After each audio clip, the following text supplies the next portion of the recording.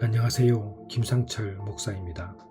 오늘은 마태복음 25장 30절 말씀을 통해서 주님을 오해하지 말라 라는 제목으로 새벽 묵상을 하겠습니다. 본문을 읽겠습니다. 이 무익한 종을 바깥 어두운 데로 내쫓아라. 거기서 슬피 울며 이를 갈리라 하니라. 우리나라 사회 전체를 이렇게 보게 되면 여러 가지 문제가 있다는 것을 우리 모두가 인정할 수밖에 없습니다. 자기 주장이 옳다고 생각을 하게 되면 상대 주장을 거의 받아들이질 않죠. 그리고 지금은 내가 옳다고 생각하는데 너희들이 무슨 판단을 하느냐라고까지 말을 하면서 다른 사람의 의견을 듣지를 않습니다. 성격 심리학회는 2024년도 한국 사회가 가장 경계해야 할 심리 현상으로 확정 편향이라고 선정했습니다. 학회에 따르면 확정 편향은 자신의 견해가 옳다는 것을 확인시켜주는 증거는 적극적으로 찾으려고 하지만 자신의 견해를 반박하는 증거는 찾지 않거나 무시하는 경향을 나타내는 것을 말합니다. 쉽게 말하면 보고 싶은 것만 본다는 말과 같은 것입니다. 오늘 우리 본문에도 나와 있지만 우리가 잘 아는 달란트 비유에도 보고 싶은 것만 보는 한 사람이 나옵니다. 바로 한 달란트 받은 악한 종입니다. 악한 종의 이야기는 이렇게 시작됩니다.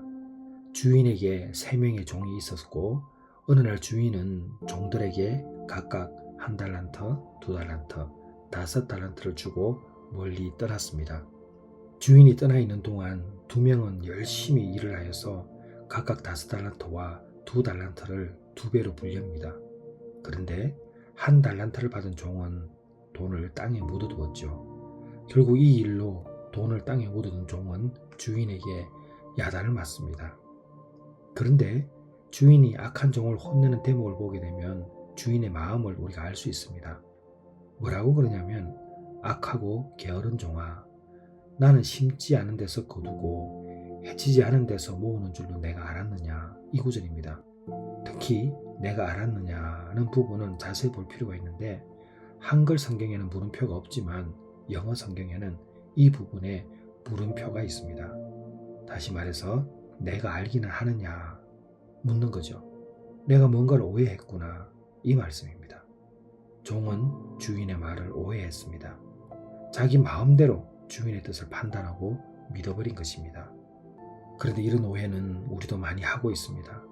자기가 하고 싶은 것을 하면서 주님의 뜻이라고 말하고 내가 원하는 것을 얻고자 하면서 하나님이 원하신다고 말합니다.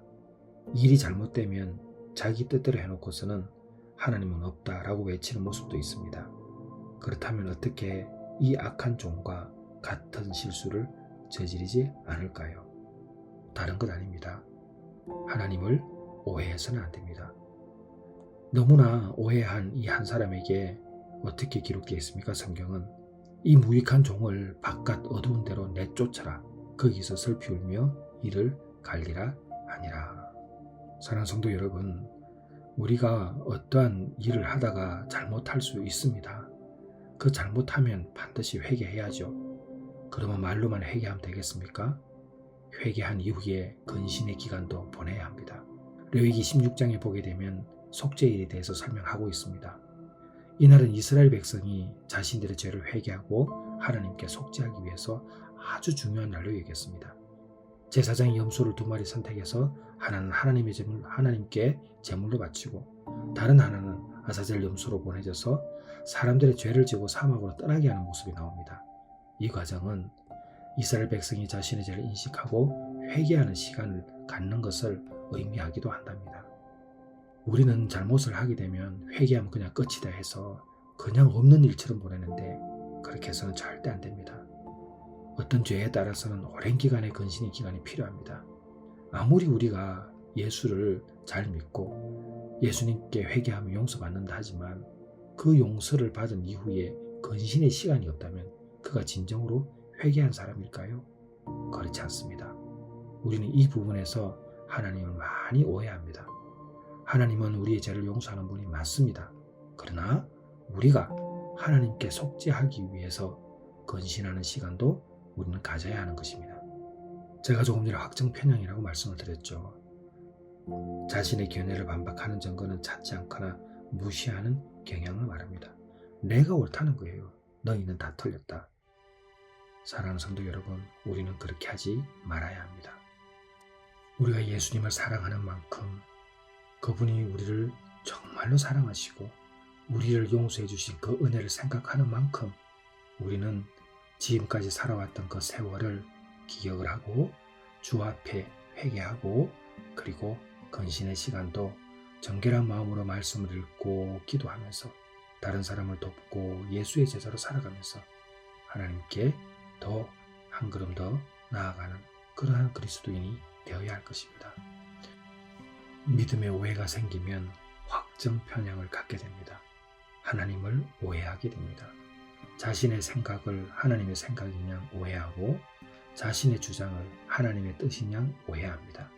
예수 믿는 사람은 확정 편향을 가지면 안 되는 것입니다. 우린 늘 겸손하게 주인의 마음을 알기 위한 기도를 해야 되고 말씀을 따라 걸어갑니다. 그러나 아무리 기도를 하고 말씀을 읽어도 삶에서 그것이 드러나지 않으면 그것은 과감히 말할 수 있습니다. 가짜입니다. 우리는 가짜로 살아서는 안 될 것입니다. 여러분, 어떤 일을 하더라도 주님의 뜻을 묻고 내 생각이 주님의 뜻이 아니라 주님의 뜻을 묻고 한 걸음 한 걸음 걸어갈 때 주님께서 주시는 그 행복을 우리가 경험하리라 믿습니다. 기도하겠습니다. 하나님 아버지, 한 달란트 받은 사람이 주인의 말을 오해해서 행동을 했던 것처럼 저희들 그런 행동하지 않게 도와 주시옵소서.